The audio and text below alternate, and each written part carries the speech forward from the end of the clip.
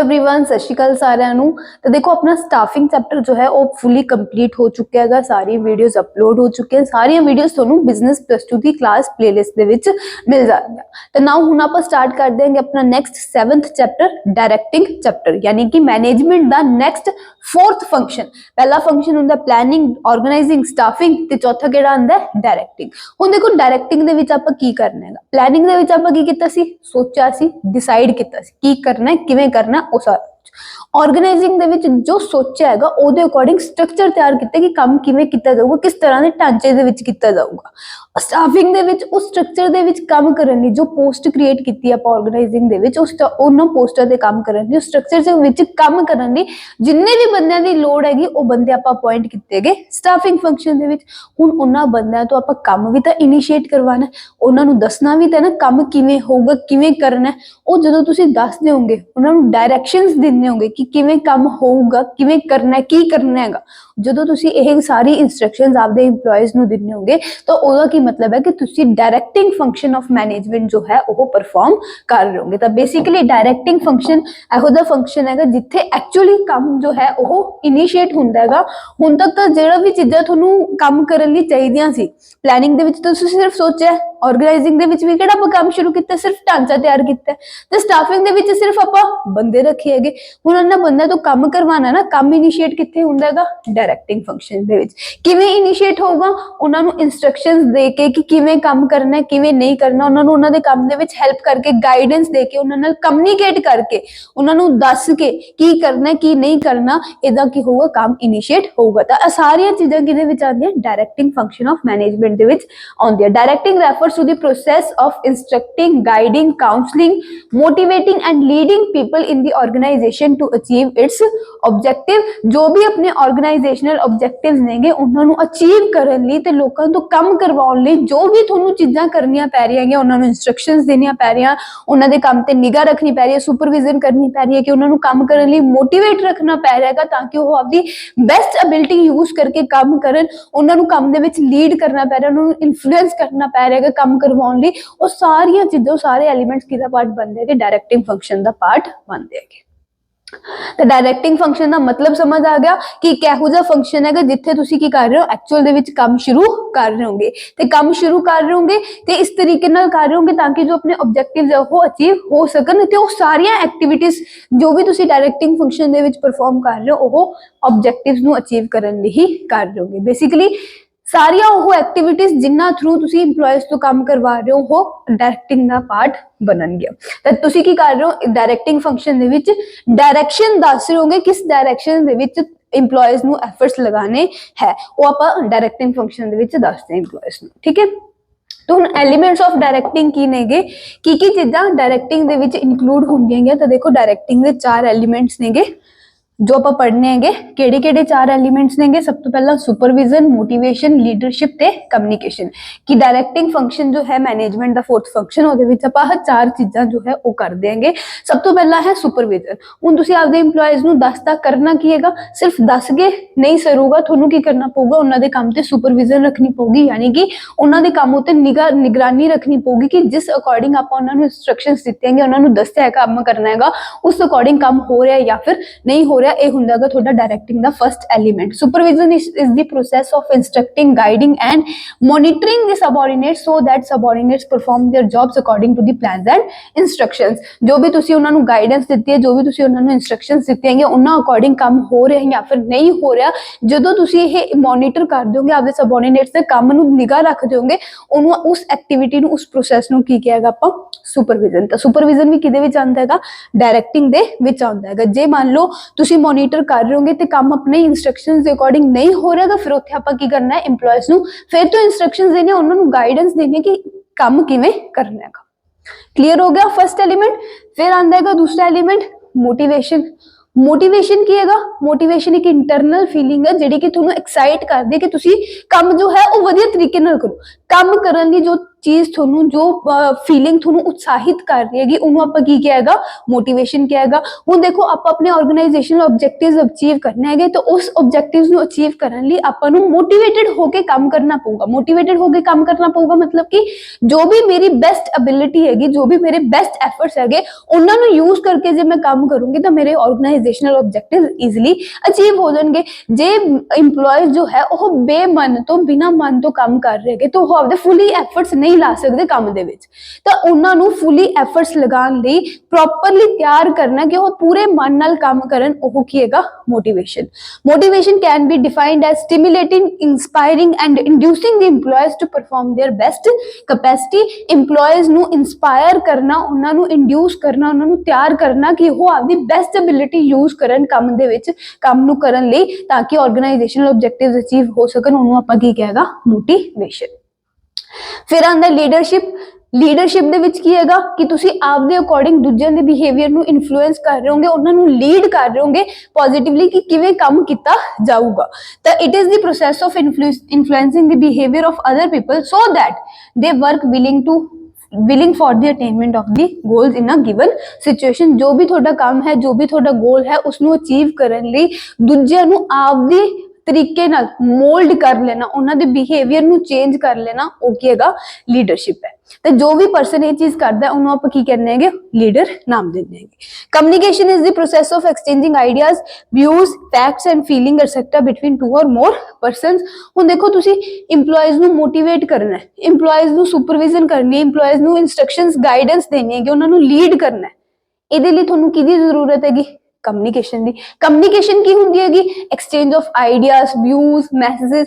ਦੋ ਪਰਸਨਸ ਦੇ ਵਿੱਚ ਜਦੋਂ ਇਹ ਸਾਰੀਆਂ ਚੀਜ਼ਾਂ ਐਕਸਚੇਂਜ ਹੁੰਦੀਆਂ ਹੈਗੀ ਆਈਡੀਆ, ਵਿਊਜ਼, ਮੈਸੇਜ, ਥਾਟ, ਉਹਨੂੰ ਆਪਾਂ ਕੀ ਕਹਿੰਦੇ ਹੈਗੇ ਕਮਿਊਨੀਕੇਸ਼ਨ ਕਹਿੰਦੇ ਹੈਗੇ। ਹੁਣ ਇੱਥੇ ਮੈਂ ਵੀ ਤੁਹਾਡੇ ਨਾਲ ਕੁਝ ਆਪਦਾ ਸ਼ੇਅਰ ਕਰ ਰਹੀ ਹਾਂ, ਆਪਦੇ ਥਾਟਸ डायरेक्टिंग प्रति जो मेरे थॉट्स है, जो मेरी नॉलेज है, वो मैं थोड़े नाल शेयर कर रही है, एक्सचेंज कर रही है, तो मैं भी थोड़े नाल की कर रही है कम्युनिकेट कर रही है। ए कम्युनिकेशन की हैगी वन वे कम्युनिकेशन है। लेकिन जो तुसी भी मेरे नाल गलबात करोगे, मैं जो बोल रही हूं तो रिप्लाई दोगे, मैं तो क्वेश्चंस पूछोगे, और टू वे कम्युनिकेशन हो रही है। जिथे एक बंदा ही बोल रहा है दूसरा सुन रहा है, होंगी वन वे कम्युनिकेशन। हुण मोटिवेट करना है, लीड करना, उन्होंने इंस्ट्रक्शंस देनी है, गाइडेंस देनी है, तो ओदे लिए आपां नूं किस चीज की जरूरत हैगी कम्युनिकेशन की जरूरत है। हुण कम्युनिकेशन दे विच सिर्फ आई नहीं है गल कह देनी, मैं जो थोनू गल कह रही हैगी तुसी मेरी गल दा सही मतलब समझ भी रहे हो या फिर नहीं समझ रहे। जिस अकॉर्डिंग मैं थोनू चीज समझाना चाह रही हैगी, जिस अकॉर्डिंग मैं थोनू ये टॉपिक समझाना चाह रही हैगी, तुसी मेरी गल दा मतलब कढ रहे हो या फिर नहीं कढ रहे, उत्थे जाके की हुंदी हैगी कम्युनिकेशन कंप्लीट हुंदी है। जे जिस अकॉर्डिंग मैं कह रही हैगी जे तुसी भी मेरी गल उस अकॉर्डिंग ही समझोगे तो ओदा मतलब की हैगा कि कम्युनिकेशन इफेक्टिव है। लेकिन जे मैं गल कुछ होर कह रही हैगी ते तुसी समझ कुछ होर रहे होंगे तो ਉਹਦਾ ਮਤਲਬ ਕੀ ਹੈਗਾ ਕਿ ਕਮਿਊਨੀਕੇਸ਼ਨ ਇਫੈਕਟਿਵ ਨਹੀਂ ਹੈਗੀ, ਕਮਿਊਨੀਕੇਸ਼ਨ ਕਰਨ ਦੇ ਵਿੱਚ ਕੋਈ ਪ੍ਰੋਬਲਮ ਆਈ ਹੈਗੀ। ਤਾਂ ਜਦੋਂ ਤੁਸੀਂ EMPLOYEES ਨੂੰ ਡਾਇਰੈਕਸ਼ਨਸ ਦੇਣੀ ਹੈਗੀ ਤਾਂ ਉਹਦੇ ਵਿੱਚ ਕਮਿਊਨੀਕੇਸ਼ਨ ਦਾ ਬਹੁਤ ਹੀ ਜ਼ਿਆਦਾ ਇੰਪੋਰਟੈਂਟ ਰੋਲ ਰਹਿੰਦਾ ਹੈਗਾ, ਕਿਉਂਕਿ ਡਾਇਰੈਕਸ਼ਨ ਦੇਣ ਲੱਗੇ ਤੁਸੀਂ ਕੀ ਕਰ ਰਹੇ ਹੋ ਆਪਣੀ ਫੀਲਿੰਗਸ ਜਾਂ ਫਿਰ ਆਪਣੇ ਥਾਟਸ ਕੁਛ ਨਾ ਕੁਛ ਉਹਨਾਂ ਨੂੰ ਦੱਸ ਰਹੇ ਹੋਗੇ। ਹੁਣ ਜੋ ਚੀਜ਼ ਤੁਸੀਂ ਦੱਸ ਰਹੇ ਹੋਗੇ EMPLOYEES ਉਸ ਚੀਜ਼ ਨੂੰ ਉਸ ਅਕੋਰਡਿੰਗ ਸਮਝ ਰਹੇ ਆ ਜਾਂ ਫਿਰ ਕਿਸੇ ਹੋਰ ਤਰੀਕੇ ਨਾਲ ਸਮਝ ਰਹੇ, ਤਾਂ ਇਹ ਚੀਜ਼ ਬਹੁਤ ਜ਼ਰੂਰੀ ਹੈਗੀ, ਇਸ ਚੀਜ਼ ਦਾ ਤੁਹਾਨੂੰ ਧਿਆਨ ਰੱਖਣਾ ਪਊਗਾ।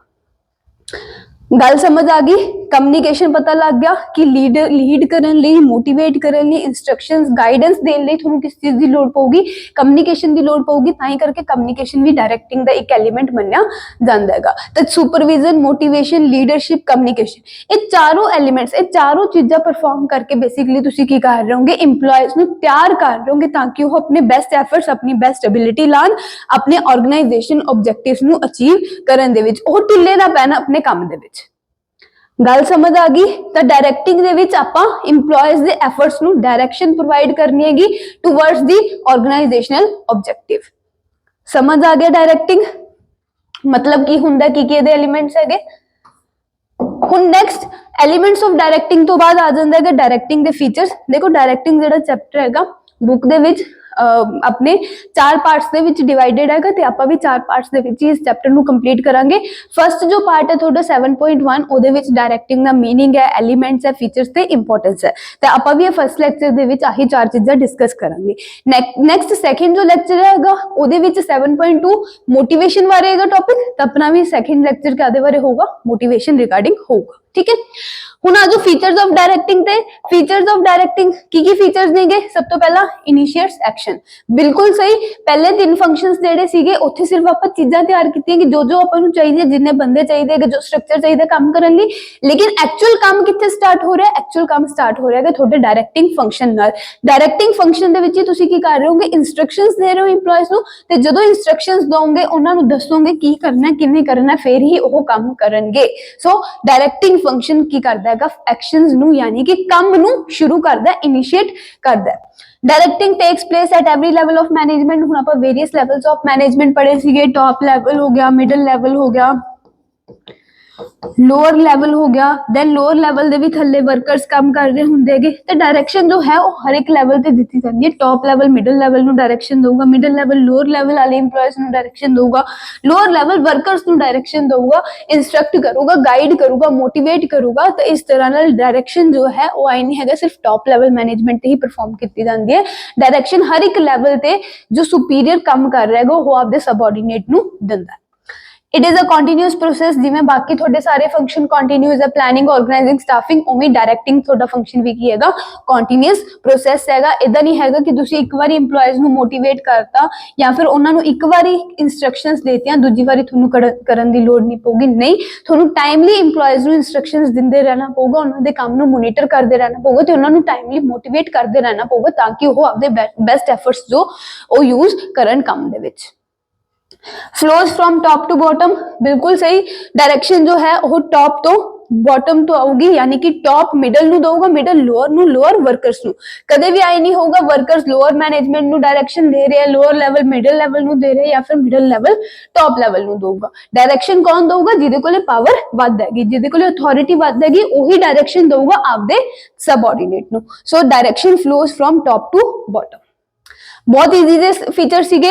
सब तो पहला फीचर की कहता है इनिशिएट एक्शन, इहदे नाल काम शुरू होगा। दूसरा फीचर की कहता है कि डायरेक्शन जो है हर एक लेवल, मैनेजरियल लेवल ते आपां नूं जरूरत हुंदी है, हर एक लेवल ते कीती जांदी हैगी। कंटीन्यूअस प्रोसेस है एक, ते लास्ट की हैगा टॉप टू बॉटम इहदा फ्लो हुंदा है। नेक्स्ट, इंपॉर्टेंस ऑफ डायरेक्शन की है इंपॉर्टेंस ऑफ डायरेक्शन। सब तो पहली इंपॉर्टेंस है इट इनिशिएट्स एक्शन। बिल्कुल सही कि डायरेक्टिंग फंक्शन नाल की हुंदा हैगा काम शुरू हुंदा हैगा। तो सब तो पहली इंपॉर्टेंस यही हैगा कि डायरेक्टिंग फंक्शन करन नाल ही थोड़ा काम इनिशिएट होगा। दूसरा की हैगा इट इंटीग्रेट्स इंप्लॉयज एफर्ट्स। ਹੁਣ देखो डायरेक्टिंग ਦੇ ਵਿੱਚ ਤੁਸੀਂ ਇੰਪਲੋਇਜ਼ ਨੂੰ ਕੀ ਕਰ ਰਹੇ ਹੋ? ਸੁਪਰਵਾਈਜ਼ ਕਰ ਰਹੇ ਹੋ, ਉਹਨਾਂ ਦੇ ਐਫਰਟਸ ਨੂੰ ਸੁਪਰਵਾਈਜ਼ ਕਰ ਰਹੇ ਹੋਗੇ। ਜੇ ਤੁਹਾਨੂੰ ਲੱਗਦਾ ਹੈਗਾ ਕਿ ਕੋਈ ਇੰਪਲੋਈ ਜੋ ਹੈ ਉਹ ਕਿਸੇ ਹੋਰ ਦਿਸ਼ਾ ਦੇ ਵਿੱਚ ਗਲਤ ਕੰਮ ਕਰ ਰਿਹਾ ਜਾਂ ਫਿਰ ਉਹਦੇ ਐਫਰਟਸ ਜੋ ਹੈ ਉਹ ਆਰਗੇਨਾਈਜੇਸ਼ਨਲ ਆਬਜੈਕਟਿਵ ਨੂੰ ਪੂਰਾ ਕਰਨ ਲਈ ਨਹੀਂ ਹੈਗੇ, ਤਾਂ ਤੁਸੀਂ ਕੀ ਕਰਦੇ ਹੋਗੇ? ਉਹਦੇ ਐਫਰਟਸ ਨੂੰ ਸਹੀ ਡਾਇਰੈਕਸ਼ਨ ਪ੍ਰੋਵਾਈਡ ਕਰਦੇ ਹੋ, ਉਹਨੂੰ ਗਾਈਡੈਂਸ ਪ੍ਰੋਵਾਈਡ ਕਰਕੇ, ਉਹਨੂੰ ਇੰਸਟਰਕਸ਼ਨਸ ਪ੍ਰੋਵਾਈਡ ਕਰਕੇ, ਉਹਨੂੰ ਮੋਟੀਵੇਟ ਕਰਕੇ। ਤਾਂ ਇਸ ਵੇ ਨਾਲ ਤੁਸੀਂ ਜਿਹੜੇ ਵੇਰੀਅਸ ਨੰਬਰ ਆਫ ਇੰਪਲੋਇਜ਼ ਤੁਹਾਡੇ ਕੋਲੇ ਕੰਮ ਕਰ ਰਹੇ ਹੈਗੇ, ਇਹਨਾਂ ਸਾਰੇ ਇੰਪਲੋਇਜ਼ ਨੂੰ गाइड करके, इन्हां सारे इंप्लॉयज नूं लीड करके की कर दो, इन्हां दे एफर्ट्स नूं इंटीग्रेट यानी कि इकट्ठा कर देने हो, एक डायरेक्शन प्रोवाइड कर देने होगे।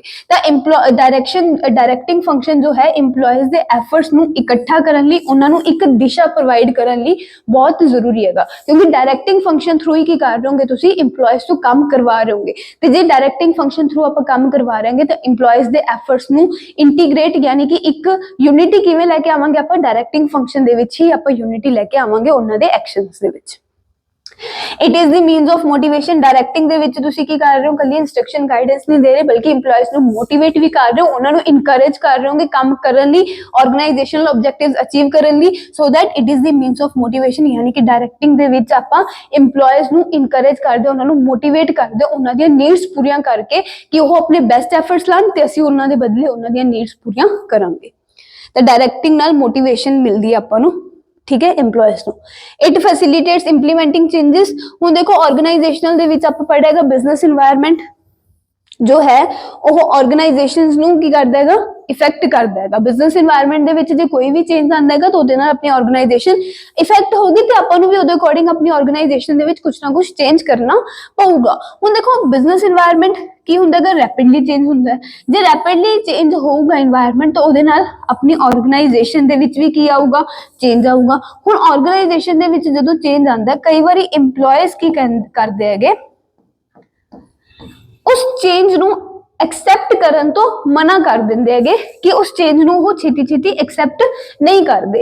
तो इंप्लॉयज ਨੂੰ लीड करके ਉਹਨਾਂ ਨੂੰ मोटिवेट करके ਉਹਨਾਂ ਦੇ बिहेवियर ਨੂੰ अपने अकॉर्डिंग मोल्ड करके ਤੁਸੀਂ ਈਜ਼ੀਲੀ ਕੀ ਕਰ ਸਕਦੇ ਹੋ, ਉਹਨਾਂ ਤੋਂ ਚੇਂਜ एक्सेप्ट करवा सकते होगे। तो डायरेक्टिंग ਨਾਲ ਕੀ ਹੁੰਦਾਗਾ, ਜਿਹੜੇ ਚੇਂजेस ਹੁੰਦੇ ਹੈਗੇ ਉਹਨਾਂ ਨੂੰ ਇੰਪਲੀਮੈਂਟ ਕਰਨ ਦੇ ਵਿੱਚ ਆਪਾਂ ਨੂੰ ਹੈਲਪ ਮਿਲ ਜਾਂਦੀ ਹੈਗੀ। ਫੋਰ ਐਗਜ਼ਾਮਪਲ ਕਿ ਤੁਸੀਂ ਕੋਈ ਪਹਿਲਾਂ ਟੈਕਨੋਲੋਜੀ ਯੂਜ਼ ਕਰ ਰਹੇ ਸੀਗੇ, ਹੁਣ ਉਹ ਟੈਕਨੋਲੋਜੀ ਜੋ ਹੈ ਉਹ ਚੇਂਜ ਹੋ ਗਈ ਤੇ ਉਹ ਚੇਂਜ ਟੈਕਨੋਲੋਜੀ जो है तुसी अपनी ऑर्गेनाइजेशन दे विच इंप्लीमेंट करनी है, लेकिन इंप्लॉयज जिहड़े हैगे वो मना कर रहे कि असीं नवीं टैक्नोलॉजी नाल काम नहीं करांगे, असीं पुरानी मशीन पुरानी टैक्नोलॉजी नाल ही काम करांगे। तो उन्होंने न्यू टैक्नोलॉजी के बेनिफिट्स समझा के, उन्होंने पुरानी टैक्नोलॉजी के नुकसान समझा के इदां तुसीं की कर सकते हो, उन्होंने बिहेवियर नूं मोल्ड कर सकते हो, उन्होंने डायरैक्ट कर सकते हो वधिया तरीके नाल। ते जो भी चेंजेस होए हैगे नवीं मशीनरी या नवीं टैक्नोलॉजी से या फिर किसी भी प्रकार के चेंजेस है उन्होंने ईजिली इंप्लीमेंट कर सकते हो ऑर्गेनाइजेशन दे विच। समझ आ गया? तो डायरैक्टिंग दे विच तुसी लोकां दे बिहेवियर नूं की कर दोगे, इन्फ्लुएंस कर दोगे आपदे अकॉर्डिंग काम करन लई, ताकि ऑर्गेनाइजेशन अपने ऑब्जेक्टिव्स अचीव हो सकन। ते जे हो किसी चेंज नूं एक्सेप्ट करन दे विच मना भी कर दे तो डायरैक्टिंग फंक्शन दे थ्रू आपां उस चेंज नूं ईजिली अडैप्ट करवा सकदे, ईजिली इंप्लीमेंट करवा सकदे। It creates balance in the organization. हुण देखो आपां एक एलिमेंट पढ़िया दा कम्युनिकेशन। कम्युनिकेशन की हैगा, डायरैक्टिंग दा एलिमेंट है ना। जे थोड़ी कम्युनिकेशन इफेक्टिव नहीं हैगी, यानी कि जिस अकॉर्डिंग तुसी आपदे इंप्लॉयज नूं गल समझाना चाहते होगे, इंप्लॉयज उस अकॉर्डिंग थोड़ी गल नहीं समझ रहे, थोड़ी गल दा कुछ होर मतलब निकाल रहे गे, तो उहदे नाल ऑर्गेनाइजेशन दे विच इंप्लॉयज ते टॉप मैनेजमेंट दे विच क्लैशेस यानी कि लड़ाई डिस्प्यूट्स पैदा हो सकते हैं। लेकिन जे थोड़ी कम्युनिकेशन वधिया होगी, थोड़ी डायरैक्शन वधिया होगी, थोड़ी लीडरशिप वधिया होगी तो यह क्लैशेस जिहड़े हैगे यह खत्म हो सकते हैं। तो डायरैक्टिंग फंक्शन नाल आपां की कर सकते हैं, टॉप मैनेजमेंट ते वर्कर्स जिहड़े हैगे इंप्लॉयज हैगे जिहड़े उन्हां दे विच एक बैलेंस क्रिएट करके रख सकते हैं कि डिस्प्यूट्स अराइज ना होण उन्हां दोनां लैवल्स ऑफ ऑर्गेनाइजेशन दे विच। इंप्लॉयज ते टॉप मैनेजमेंट दे विच डिस्प्यूट्स ना होण, इहदे लई आपां डायरैक्टिंग फंक्शन नूं की करदे हैं, यूज करदे हैं किवें इंप्लॉयज नूं डायरैक्शंस प्रोवाइड करके। फॉर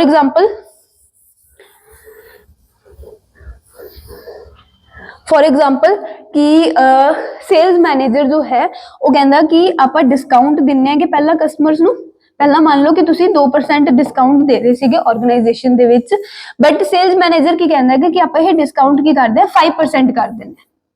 5% करन नाल की होगा, प्राइस घट जूगा, लोग ज्यादा अट्रैक्ट होंगे, अपना प्रोडक्ट ज्यादा बिकूगा, अपनी सेल्स ज्यादा बढ़ूगी। तो हुण ओहदा यही आइडिया लेके आंदा पिछे आपदा भी पर्सनल मोटिव सीगा कि जे मैं आइडिया इंप्लीमेंट करूंगा, सेल्स वधन गया तो मैनू भी प्रमोशन मिलूगा, मेरी भी सैलरी दे विच इंक्रीमेंट होगा। ते ओह यह आइडिया लेके आंदा, टॉप मैनेजमेंट ने साफ साफ मना करता कि ਅਸੀਂ ਇਸ ਆਈਡੀਆ ਨੂੰ ਇੰਪਲੀਮੈਂਟ ਨਹੀਂ ਕਰਾਂਗੇ। तो ਹੁਣ ਇੱਥੇ ਕੀ ਹੋ ਸਕਦਾ ਹੈਗਾ ਕਿ ਜਿਹੜਾ ਸੇਲਸ ਮੈਨੇਜਰ ਹੈਗਾ ਉਹ ਟੌਪ ਮੈਨੇਜਮੈਂਟ ਤੋਂ टॉप मैनेजमेंट दे इस फैसले तो नाराज हो सकते जे उन्होंने सही तरीके नाल नहीं समझाया जाऊगा कि आ जिहड़ा थोड़ा 5% डिस्काउंट देने वाला आइडिया हैगा वो अपनी ऑर्गेनाइजेशन लई फायदेमंद नहीं बल्कि नुकसानदायक है।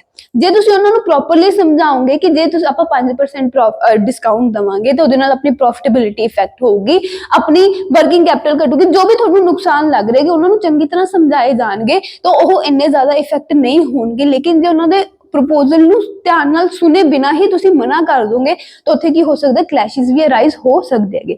सो ये चीज ना होवे, उन्हां नूं प्रॉपरली डायरैक्ट करना, उन्हां नूं दसना कित्थे ओह गलत है, उन्हां नूं गाइडेंस देनी। तो ये सारियां चीज़ां आपां किहड़े फंक्शन दे विच करदे हां, डायरैक्टिंग फंक्शन दे विच। ते डायरैक्टिंग फंक्शन जो है ऑर्गेनाइजेशन दे विच बैलेंस शांति बनाउण दे विच भी आपां नूं हैल्प करदा हैगा कि क्लैशेस अराइज ना होण टॉप मैनेजमेंट ते जो भी इंप्लॉयज है उन्हां दे विच। सो ये सीगा इंपॉर्टेंस ऑफ डायरैक्टिंग फंक्शन। फीचर समझ आ गए, पहला इंपॉर्टेंस फीचर समझ आ गए ना। पहला इंपॉर्टेंस की हैगा इनिशिएट्स एक्शन, फिर integrates employees efforts, means of motivation, implementing changes नू हेल्प करदा हैगा ते बैलेंस क्रिएट करन दे विच भी आपां नू हेल्प करदा हैगा। ठीक है, फीचर्स भी पता लग गए, एलिमेंट्स की नेगे वो भी पता लग गए ते डायरैक्टिंग का मतलब भी थोनू पता लग गया। हुण जे इस लैक्चर दे विचों कोई भी डाउट हुई, कोई भी क्वेरी हुई तो प्लीज कमेंट डाउन कर दिओ ते आई विल ट्राई कि मैं तुहाडी क्वेरीज नू सॉल्व कर पावां। नैक्सट लैक्चर दे विच आपां डिस्कस करांगे 7.2 यानी कि मोटिवेशन टॉपिक। मिलदे हां next lecture they which. Have a good day.